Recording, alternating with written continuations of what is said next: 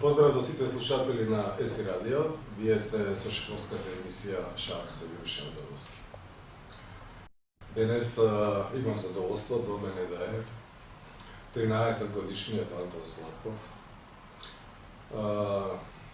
Убедливо најдобриот шахист во својата возраст во Македонија, повеќе кратен шампион на Македонија, односно би рекол секогаш шампион на Македонија за својата генерација или во својата возраст. Овој пат оваа година со 100% резултат, нели, стана шампион на Македонија до 14 години, но оваа година ми се чини посебно успешно за нашиот млад шахист Антон Златков, кој што како да направи еден крупен, би рекол, квалитативен исчекор во својата се уште млада кариера, кариера прекрасна. И тоа беше еден повод, се разбира, да биде денес со нас, да бидеме со нас во емисија. Затоа, јас всушност забележав оваа година, уште некаде на средина на годината, кога нашите млади шахисти од клубот Центар, Младински шаховски клуб Центар, играа против најдобрите ветерани во Скопје и кога Антон Златков успеа да го победи многу искусниот фидемајстор Љубо Илич во мечната партија, 1,5 И тоа како да беше најава за неговата многу успешна шаховска сезона, потоа нели следеше првенството на Македонија, кое што тој убедливо го освои, но потоа доаѓаше шаховската лига, Македонската шаховска лига, екипното надпреварување, а веднаш потоа и Европскиот клубски клуб. Но прво да го поздравам Антон. Антон, здраво. Здраво. Како се чувствуваш на шаховска емисија? Вака? Баш ми е мило. Антон го победи Љубо Илич 1,5 потоа дојде првенство на Македонија. Никој не можеше да ти пружи посериозен отпор. Може да се каже да. Убедливо го победив со 100% резултат и продолжив на екипот. Да, а кој првенство поред ти беше ова сега? Поединечно мислам. Претходно, зашто ти си роден 2007 година, имаш 13 години, се уште бе на 14. Ова ми беше 6-то поред што сум го победил државно. Значи 6 кратен првак на Македонија, да? Почнал с колку, од 8 години првото или? Прво почнав од 8 години, тоа не го освоив, бидејќи од тогаш до првенството само 1 месец работев шах. А само што почна? Да, само што почнав. Па ти значи релативно и касно си почнал? Да, покасно почнав, после до 10 години го освоив. И така, од 10 години до 14 ги освојував си. 2 пати до 10, 2 пати до 12 и сега оваа година вториот пат до 14. Значи 6 во низа, 6 титули во низа, 10, 12, 14 години. Браво, тоа е впечатлив резултат. А потоа екипата на Младински шаховски клуб Центар прво играше во втора лига. Требаше да се квалификува за во прва лига и таа успеа. Да. Бевте убедливо први, така ли беше? Да, убедливо први бевме, ги победивме. Првите две екипи се квалифицираа, тоа бевме ние и не знам. И може Карпош или не, и Тетово, не е важно. Да. Важно влеговте или влеговме да се чувствувам и јас како дел од тој клуб, како председател на Младинскиот шаховски клуб Центар и во првата лига исто така беше лигата многу силна. Да. Но вие сепак добро се представи. Да. Адри Вељановски имаше тешка задача на прва табла. Да, и јас на втора. А ти на втора. Да. Меѓутоа таму на втора нешто се чувствуваше дека како, поготово како вроеше друго, дека ти беше супер солиден. Некако не може, случно кога ја стојам да речем браво Мали, кога заврши партијата, не мога да рече браво Мали, не можеше да победи и не само тој, него и други. Да. Првите 3 партии ги изгубив, тоа не ми тргна во турнирот, ама после почнав последните 4 почнав добро да играм. Почнав повеќе отпор да пружам. Направив ремис со Дејан Стојановски. Така еднаква партија. Никој немаше. Да, ама знаеш како е, кога искусните шахисти играат со многу млад шахист, тие обично сметаат дека некаде ќе го, ако не успеа да го победат претходно, дека во завршница негде ќе го надиграат и дека ќе го победат во завршница, зашто тука обично младите се малку послаби, но тебе ništa ne ti možeš i baš te bilo mi slušno kako reče ne treba tako. Dobro, finišът на другия помина много добре и тука како да ја стекне таа неопходна самодоверба, нели? Затоа што почувствува дека можеш да играш со нив, можеш да играш со мајсторите, така е. И токму таа лигата како да ти помогна после на Европскиот клубски куп, каде што дебитираше. Сега малку да ми кажеш како ти беше чувството, се таму не е лесно да се игра на тој Европски клубски куп. Значи ти од Младински реченовски клуб Центар преминавме во Гамбита Секо Се, практично тоа се исти клубови, нели? Младински реченовски клуб Центар е само клуб каде што нашите деца учат и каде што нашите деца прво настапуваат. И како сега ти се чувствуваше на Европскиот клубски куп да настапиш на едно такво престижно надпреварување? Па, кога влевав во салата прво коло, многу ми беше чудно чувството да играм на така со многу јаки играчи и плюс екипно да биде, плюс да играм за екипа. Многу ми беше така убаво чувството, многу убаво искуство. И така, особено кога дојдовме во првите табли да се бориме за кој што се пренесуваа во живо, со многу силни екипи, беше посебно чувство, дали? Да, беше многу добро чувство. Сега можам да кажам дека практично оваа година на Европскиот клубски куп екипата, рекол искусната екипа на Гамбита Секо Се, претрпи одредени измени, односно екипата беше подмладена. За прв пат на Европскиот клубски куп дебитираше и младиот мајстор, а сега и репрезентативец Емил Ристевски, кој што практично ја држеше и третата табла, значи релативно висока табла, но исто така и уште помладиот 13 годишен кречен нашиот денешен гостин Антон Златков, кој што играше на петата табла. И јас ја водев екипата, бев капитен на екипата на Гамбита Секо Се, во неја требаше да има место, односно беше планиран и нашиот многу перспективен млад шахист Андреј Велјановски, 17 годишниот, кој што исто така требаше да настапи, но поради овие проблеми со ковид кризата и така натаму, тој не можеше во последен момент, мораше да остане дома. Истото се случи и со младиот Леонид Петрески, така што на крај, иако јас сметав дека ќе бидам само капитен, се случи да играм и самиот. И играв на шестата табла, а веднаш до мене беше Антон Златков на петата и мене ми беше интересно, меѓу другото, не сам само како капитен, кој што ги наблюдував сите партии, но особено и Антон Златков, кој што седеше до мене да го гледам како игра.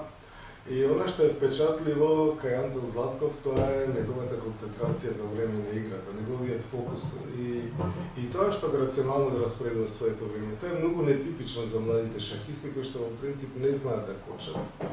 Играат побрзо од колку што треба, често донесуваат брзи и рефлексни решенија, би рекол, импулсивни решенија, но тоа ете така за Антон Златков тоа е еден голем квалитет. Можеби кога си бил помал, таа несигурност, да речем незнаење, одредена несигурност, ти создавало чувство дека треба повеќе да мислиш за да најдеш потек, да најдеш план и така натаму. А сега кога си повеќе подготвен, односно кога повеќе знаеш, тоа станува квалитет, затоа што никогаш не носиш брзи решенија и беше впечатлив, мене беше многу интересно да те гледам како ти си играш својата партија, таму на 3-4 метри до тебе точно ти е во видно поле, настапува светскиот шампион Магнус Карлсен, ама ти си ја гледаш својата партија, имаш фокус, мене тоа ме воодушеви да ти кажам право. Инаку нели беше, нели се чувствува тој флуид таму кога влезеш во таа сала на толку интелект и на најсилните дел од најсилните велемајстори на светот, вклучително на оваа година и светскиот шампион. Нели едно посебно чувство и посебна одговорност и посебна, би рекол, инспирација добро да се представи човек. Да, многу беше добро чувството, шеднеш прво. И тие партии што ги одиграв исто беа, кога ги играв партиите, да чувствував како да играм подобро од овакво. Како проаѓаше турнирот, како да играше се подобро и подобро. Значи, како да беше, Znači, ono što je poseben kvalitet, da rečeme i patrijarhat na ruski očak, što iz Sekovaš bi istaknuo, deka ne može da stane brzo silan šahist ako ne znaje da drži poslovne pozicije. Malku poslovne pozicije, ti treba da gi drži da gi realizira. Ti na dva pati dojde u neprijatnu poziciju, u poslovnu poziciji i to poziciji koje što po princip treba da im odgovarati na poiskusnite ili to tehnički poziciji, tako da to ti dobro gi izdržati. Uspjela da ga realiziraš tuka i to ti kako ti dade doполнителна sila. I ja gledam da kako oni koji što deja približno isto su tvoje kreativne, da ti tuka već znači ona fino napaljaše i kako što treba igraše. I ova godina je baš isto rejtinga dobro pobjeda, ne li sekad ne završe, zato što ovdje beja važni turniri, prvenstveno Makedonija, ekipno, pa evropski od klubski kup особено i tako nadalje. Praktično imаше много успешен да заокружиме сета како целина, имаше много успешен настап на Европскиот клубски куп и одлично дебитираше за екипата на Гамбита Секо Се, која што претрпе пак е повтораме квалитативни измени, затоа што се подмлади многу. Беше екипата многу интересна, Никола Николовски, иако не беше во некоја оптимална форма, сепак држеше втора табла, тоа никогаш не е лесно. Емил Ристовски трета, ти пета. И тоа беше штета што не беа тука уште Андреј и Леонид, но нели времето работи за вас, така што ова екипа која што ми ја старате да речем првата постава или возрастната постава, нели го освои 2018 година 8-то место и тоа е сега еден предизвик за вашата генерација, за младава генерација, да го тој успеа да го надмине. Добро, Антон. Да те прашам сега колку време работиш? Еве, вака си 6 пати шампион на Македонија. Колку време посветуваш на шахот? Па, најчесто, секој ден од 1 до 2 сати гледам работи што се врска со шах, како видеа некои лайв стримови, ама исто и работам од 1 до 2 сати. Најчесто нели работам отварања, кои партии гледам на ChessBase, исто завршници и стратегија и тактика. Тие најчесто ги работам, тие делови од шахот. Да, а за, да речеме, завршници? Да. Од книги ги работиш или? Па да, од книги, например, исто ми се допадна книгата од Шерешевски, што ја изработев, за завршници. Там има контуриен шпила, значи да. Има ликовите како одат завршниците и стратегија на завршници, да, нели? стратегија на завршници. Да, таа книга ми се допадна, исто и за отварања. Тие, ја не ги гледам отварањата исто, најчесто не ги гледам отварањата како дрва, например, како потези, форсирани, туку гледам партии, за видам што може повеќе идеи. Се разбира, затоа што уште и Ботвиник, и Бронштейн, и целата таа позната руска шаховска школа секогаш велела дека не може да се учи отварањето одделно, како одделна фаза и да се земе здраво за готово, туку секогаш треба да биде тесно поврзано со средишницата. Да. Значи ние можеме било кое отварање да го научиме, ама ако само да ги прочитаме те првите потези или гледаме да ги одиграме, а немаме представа после што се случува и зашто, тогаш ништо не сме направиле. Има шахисти кои што, например, кои што сакаат да речеме позиции со контраигра, кои што не играат дами гамбит, играат грифелдове, гискодове и така натаму. Значи, многу е важно завршниците, односно средишниците кои што од тука ќе произведат. А кои завршници тука какви ќе бидат? Пешачки структури, која фигура, кои се важни полиња, кои се важни фигури и така натаму. Значи, секогаш едната со другата фаза треба да бидат тесно поврзани, пак слично би рекол како и средишницата, како се води кон завршница, како која да игра, знаеме која ни е поволна, која не ни е поволна и така натаму. Значи, многу е добро тоа што и секогаш бил, да речем, советот на големите учители шаховски, дека кога гледаме, да речеме, кралски индиска одбрана, земам како пример со црни, прво треба да ги видиме класичните партии на најдобрите шахисти кои што имале на репертуар кралска индиска одбрана, значи Роберт Фишер, значи Ефим Гелер, да речеме Болеславски, Бронштейн, па понатаму нели во новите генерации на Джабов, на Камура играше кралска индиска одбрана, и така натаму. Значи нивните партии секако треба да бидат добро проучени, затоа што тие, значи ги давале и Глигорич, најдобрите примери како треба да се игра тоа отварање, како треба да се води средишница и така натаму. Значи двете фази да бидат поврзани. И многу ми е мило што на тој начин, значи, и ти размислуваш и гледаш, зашто отворањето само како тоа се игра и толку, тоа ништо не значи. Тоа не Да ги знаеш не и се ти. учи шах. Да, За да знаеш како да продолжиш. да. Каде оди играта, важно и по линија, значи, структура и така натаму. Добро. За денес што ни подготви? Па подготвив две партии од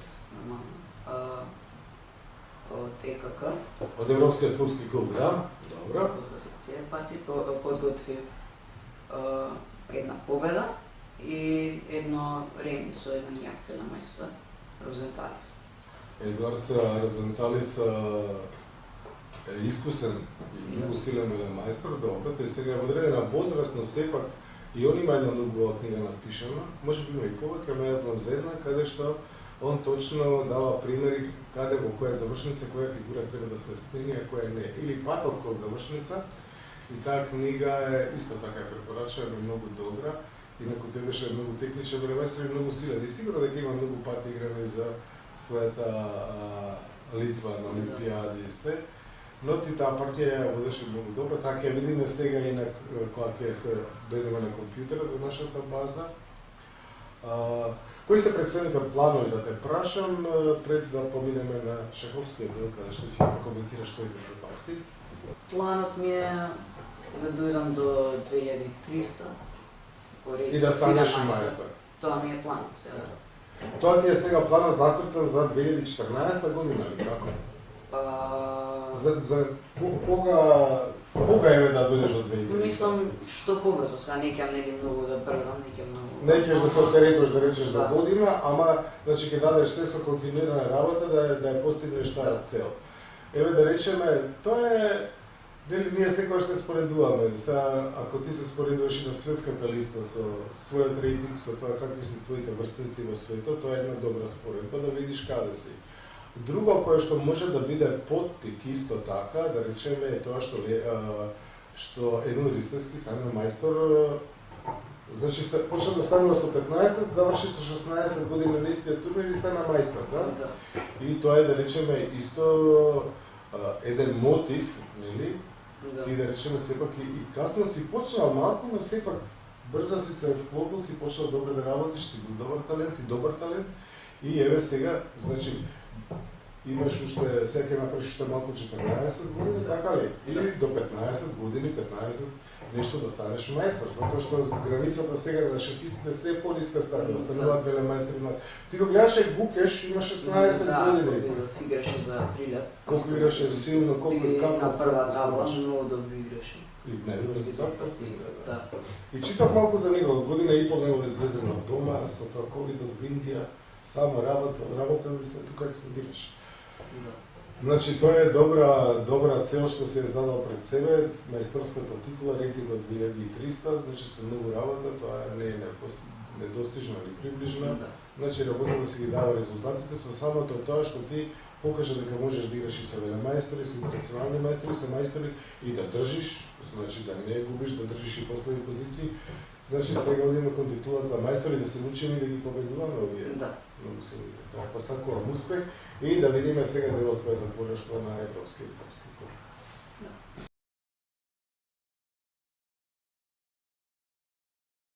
Значи, ова е четвртото коло од Европскиот куп на шампиони. Јас играм, Гамбит игра против тимот на Рејкјавик од Исланд. И јас на петата табла играм со Мај Александер Оливер. Тој е, мислам, до 18 години и Шампион до 18 години. На Исланд. Да.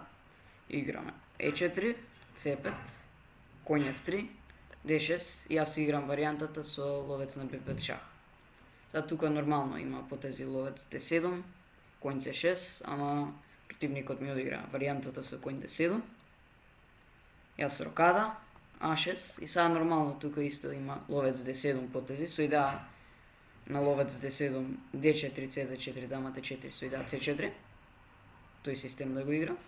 Јас си играм варијантата со ловец D3, конјот ги е на F6, топ E1, E6, C3, B5, A4. Сега тука главен потез е потезот C4. И тука има белиот поиќе потези, ама јас тука мислам играм ловец E2, ловец B7, AB, топа 8, на дама 8 конја 3 има, а на ловец А8 D3. Со идеја на CD3 ловец D3 да го притиска B5 пионот, со после B4 дама E2, Конја 3 и така. конја 3, тие потези. Но противникот ми одигра ловец B7. Ја овој потез на партија не го знаев. Јас само овој дел од отварањето го знаев. Земав на B5, он зема на B5, топа 8, дама 8, конја 3. Напаѓам на B5. Он зема на E4, со ловец, јас земав ловец C4, конја 4, конј B5 и сега претам конј C7, двоен удар, да земам дамата. Он ја трга дамата на C6. Дама A4. Се заканувам да го земам конјот. Он го враќа конјот. Се тука не може конјот D на F6, но тој начин да го брани заради конј D6 мислам. Ја искористувам положбата на кралот, што не е доразвиен црниот. Он се враќа, D4. Идејата ми е да го развијам ловецот на F4 или на G5. Ќе видам понатаму. Сега тој игра ловец C7 и јас играм потез C4. Идејата на C4 ми е, ако одигра рокада, да играм D5. И го искористам тоа што ловецот е небранет после рокада.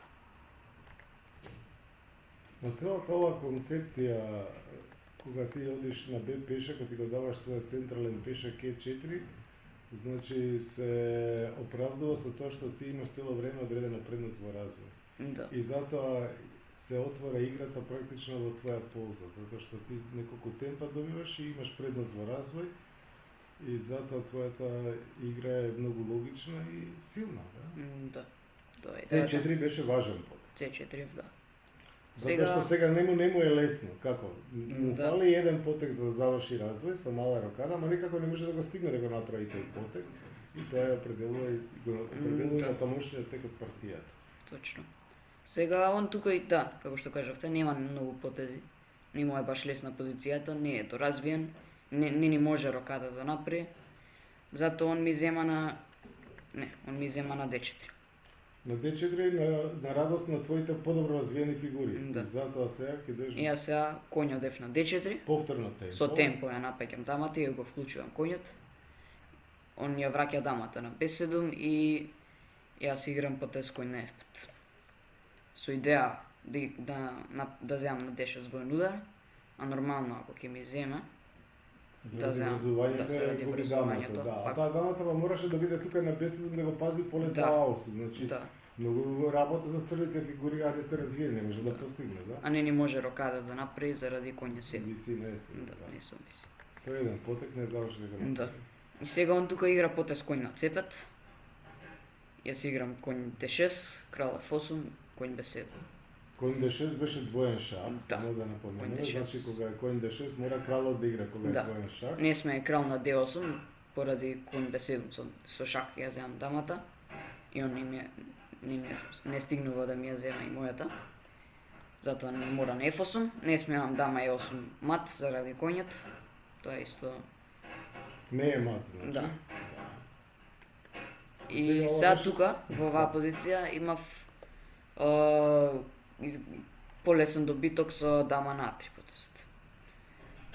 Идејата е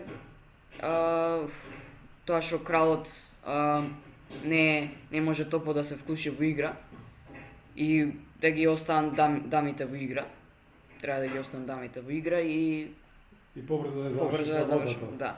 Да, Сега нападнате повторно темпо, да. ако треба уште едно темпо со ловец E3, па потоа и C5 ако треба, и така да он без топки игра таму, без пешак и со целосната координација, да. Да. ама јас тука ја видов оваа варијанта, конј зима на бесум, ја земам дамата, конја 4, Б3, не, прво конја 7, го земам ловецот, бидејќи сакам ловецот да ми биде доминантен од црните Да, полиња. ама и да не губиш време за враќање Да, со да. конјот. Да. Да. Да, ако немав да земам, он ќе треба исто така губи темпо за кралот да го внесе, Да, за и- топот да го внесе, ама Имаш избор, да. имав избор, ама земав D7, крал D7, B3. Са, он тука може конј на C3, ама некако личеше заровен конјот тука. Не Да, знам. таму може да е во опасност. Може во опасности. F3 со идеаловец B2 или Не знам, ја не... Конј B6, да. и сега тука поточен потез е ловец на А3. И на крал на D7, конј на D6. Со идеја да притискам на F7 и на топ F8 да имам некои откриени напади, такви некои закани. Практично нема никаква контраигра. Јас одиграв топ D1 со идеја L3 и идејата ми е на крал E8 конј D6 шах, со шах да напаѓам и он мора да оди или на линијата на топот или на диагоналата на ловецот или имам откриен напад. Тоа ми беше идејата. Он ми ја види идејата. Топ 8. И јас одиграв ловец D2. Истата ми е идејата. Истата диагонала. Он тука одигра крал на D7.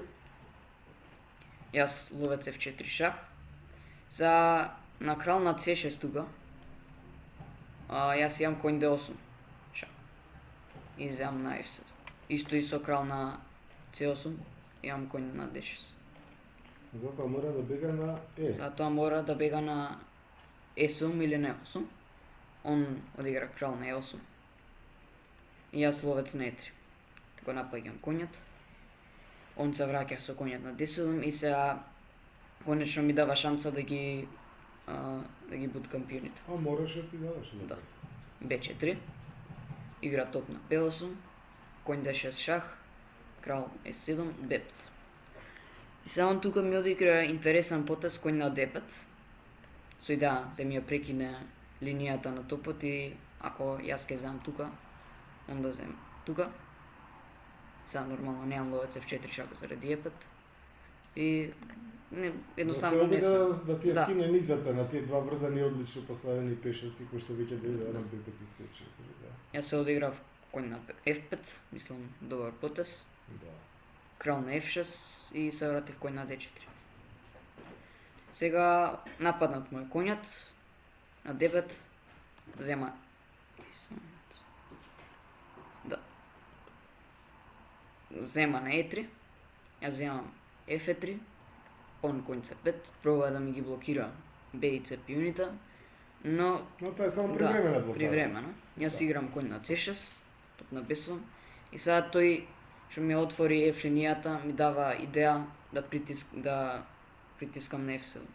Топ F1 шах. Сега на крал на G6 имам конј на E5 шах. И земам F7, а на крал на G5 конј D8. Вака игравме.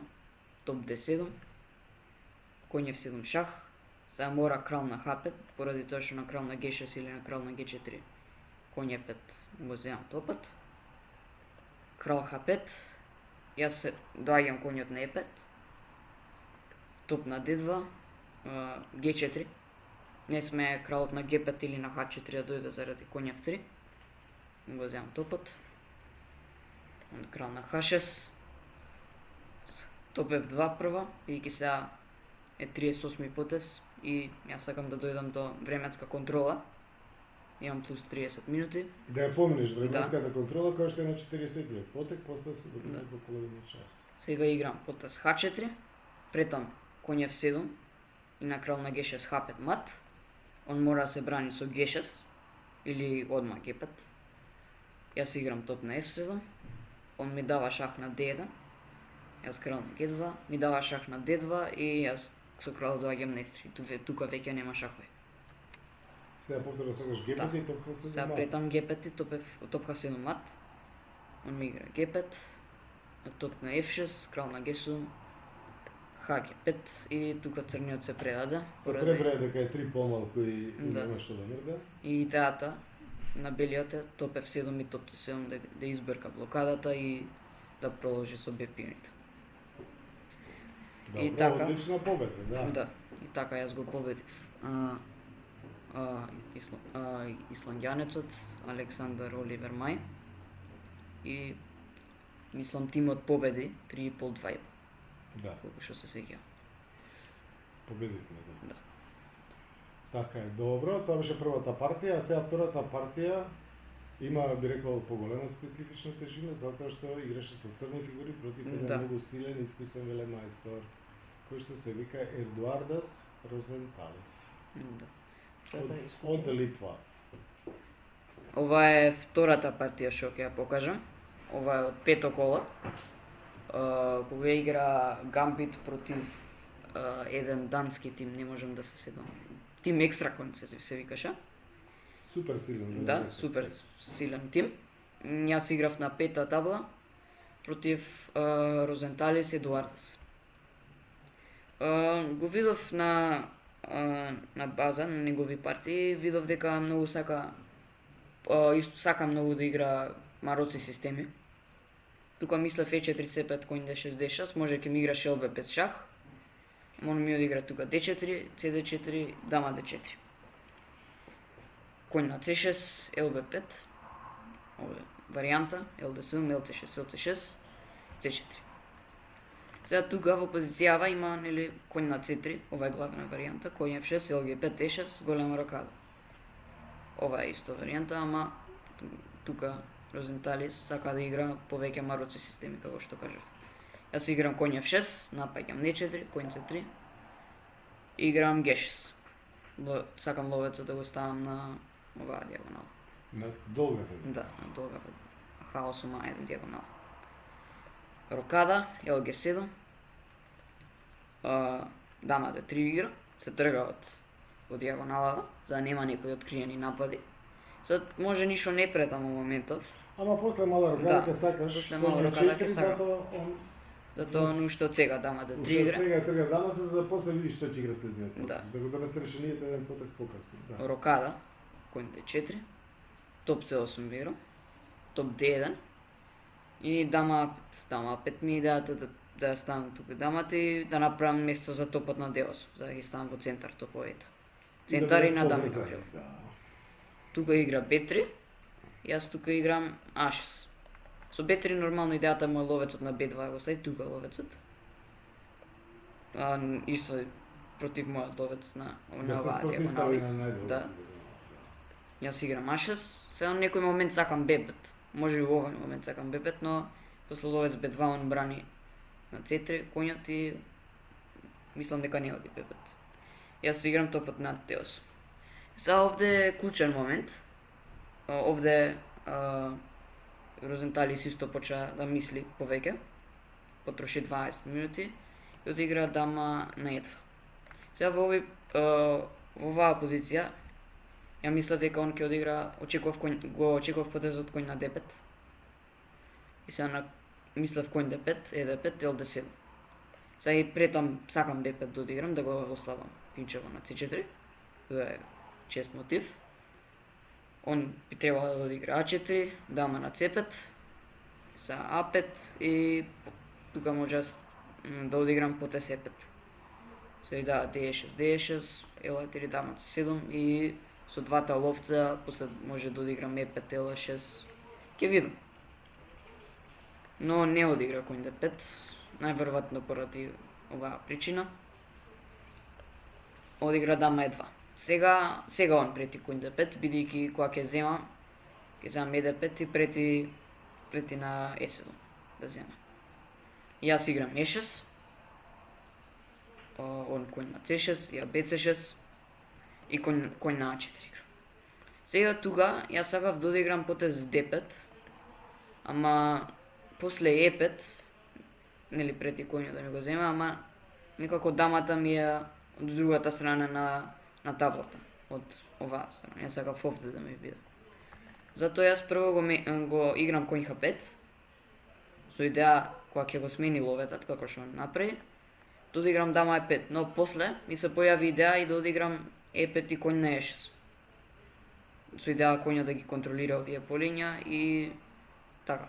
Но после топ на C1 не смеам E5 да одиграм заради потезот C5. И не смеам D5 да одиграм заради CD и на E5 пијунчето ми виси. Затоа јас си одиграм дама E5, мојата првична идеја. И он тука, после долго размислување, игра коњ на B6, то B8 и C5. Не смеам да земам на C5 заради коњ на D7, двоен удар, дамата и на E5 и топот на B8. D5 игра, дама A6, дама E4 и он тука ја враќа дамата на D3. Сака да ги размени дамите. Дама D3, топ D3, бидејќи ако не ја врати дамата, ја имам идеи некој коњ H5, коњ F4, коњ F5, коњ H4. Имам некои идеи, ако дамата тука ќе остае. Па да, затоа што дамата и коњот се опасен Да. тандем, особено кога напаѓаат. И затоа гледал да не ризикува многу. Да. И ја врати дамата. Ја вратил дамата да ја смени дамата и да проба. Јас играм дама D3, топ D3 и потез E5. Он игра B4, јас E4, топ D1. И сега овде беше клучен момент, јас тука сгрешив и одиграв коњ на E6. Најдобар потез беше D4, поради тоа што на коњ на E6 има он потез B5. И го искористува тоа дека пијунчето на D5 ми е два пати нападнато и ако земам на B5, тогаш коњ на D5 и позицијата и он има C, слободен, опасен пијун. Не можам топ C8 да играм заради коње 7 идеи. И прилично лоша ми е позицијата, затоа не земав. Иначе, ако ќе одиграв D4 потез, овде мислам дека црниот е подобар, ако не е јасно подобар. Поради тоа што има централни пијуни и полесно ќе ги бутка отколку противникот, бидејќи еве ако, да речеме A4, коњ на C6, A5, Кој на E6. кој на E6, црниот може да одигра топ на B7 и ќе го брани ова и нема на A6 топ A7 ќе одигра. Бидејќи сега нормално, ако не одиграм топ B7 има A6 и A7. Затоа морам топ B7. И овде црниот... Ама и твоите пешици се опасни. D3, Моите- F5, да. F4, E3 ти е И страшно моите брзо пешаци одат. се исто Па опасни. коњот на D4. Само што јас за жал не ја видов идејата на коњ на E6, B5. Сега морам коњ на C5, топ C5, топ B6, BC6, топ C8, G4. Ова е добар потез, бидејќи сака да ми го осами пијунот на E4, исто така и луфта сака, кралот на G2 дојде. Мора да се направи прозрачен, а? Топ од B на C6, топ C6, топ C6, топ D5, топ E6 и овде се договоривме за Рене. Бидејќи после топ E5, топ A4, Или топа 2, топ или е топ- 4, да. тоа е редно. Ама Да. прво или покасно, за ќе се сменат и ќе биде 3 на 3 целосно редно. да. И тоа. Одлично. Партија. Против силен велемајстор. Да. Добре. Добре. Почитувани слушатели на ЕСИ радио, тоа би било се во денешната емисија со мојот млад гостин и со мојот, да речем, клубски колега Антон Златков. Верувам дека беше пријатно дека го задржавме вашето внимание. Верувам дека видовте со колкав потенцијал располага младиот Антон, да му посакаме брз шаковски развој, да му посакаме неговите успеси и понатаму да се нижат вака во низа и да бидат што поголеми и поголеми. И можеби наскоро во некој догледно време, би рекол можеби до година, повторно да седнеме тука и да го поздравиме Антон како најмладиот на гостин.